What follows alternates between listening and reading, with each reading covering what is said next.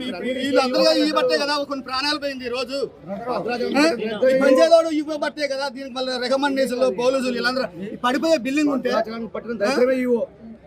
పడిపోయే బిల్డింగ్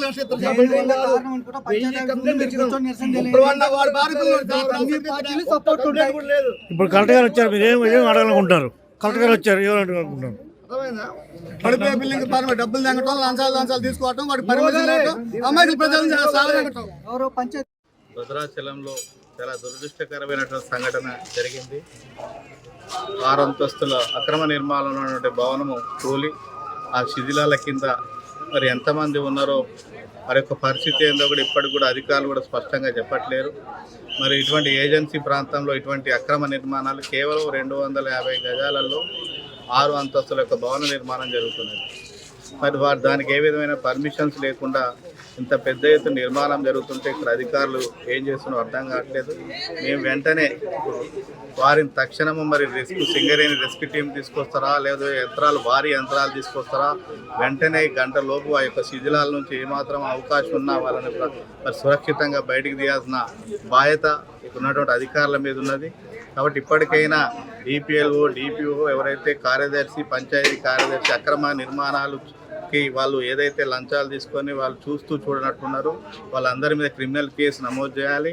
మరి ఎవరైతే బాధితులు ఉన్నో వారందరికీ కూడా 50 లక్షల రూపాయలు ఎక్స్గ్రేస్ చేయాల్సిన అవసరం ఉంది ప్రభుత్వం.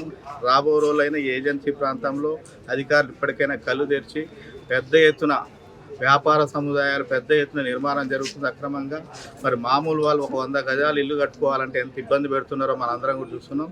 కానీ ఇటువంటి వాళ్ళకి యథేచ్ఛగా లంచాలు తీసుకున్నటువంటి అధికారులు ఇటువంటి అక్రమ నిర్మాణాలు జరుగుతుంటే కూడా కళ్ళు మూసుకొని ఏ విధంగా చోద్యం చూస్తున్నాము. కాబట్టి ఇటువంటి పునరావృతం కాకుండా ఉండాలంటే అధికారులు రాబో రోజుల్లో కఠిన చర్య తీసుకోవాలి. దీనికి బాధ్యులైనటువంటి వాళ్ళ మీద మరి తక్షణం క్రిమినల్ కేసులు పెట్టాల్సిన అవసరం ఉన్నది. వెంటనే గంట లోపు మరి సాధ్యమైనంత వరకు మరి వాళ్ళు ఏదైతే ఆ యొక్క శిథిలాల కింద ఉన్నారో వాళ్ళని తీసుకురావడం కోసం అధికారులు ప్రయత్నం చేయాలని సందర్భంగా విజ్ఞప్తి చేస్తున్నారు. నా పేరు Tellam Naresh, Congress party STCL state కోఆర్డినేటర్గా పనిచేస్తున్నా. అలాగే ఈరోజు ఇక్కడ బిల్డింగ్ కూడడం చాలా దురదృష్టకరం. ఈ బిల్డింగ్ మీద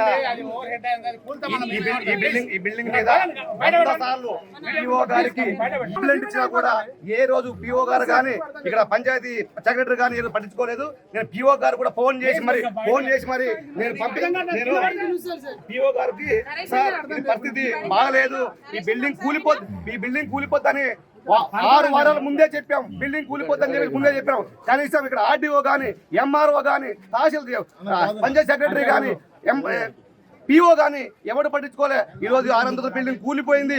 100 కంప్లైంట్లు ఇచ్చాం. ఇక్కడ ఉన్న చాలా మంది కంప్లైంట్ ఇచ్చారు. పంచాయత్ సెక్రటరీ నిమ్మకు నీరెత్తిన వ్యవహరించి ఈరోజు ఎవ్వరు కూడా పట్టించుకోలే. ఏ అధికారి కూడా పట్టించుకోలే. కలెక్టర్ కూడా ఇచ్చినాం, ఒక్క అధికారి పట్టించుకోలే.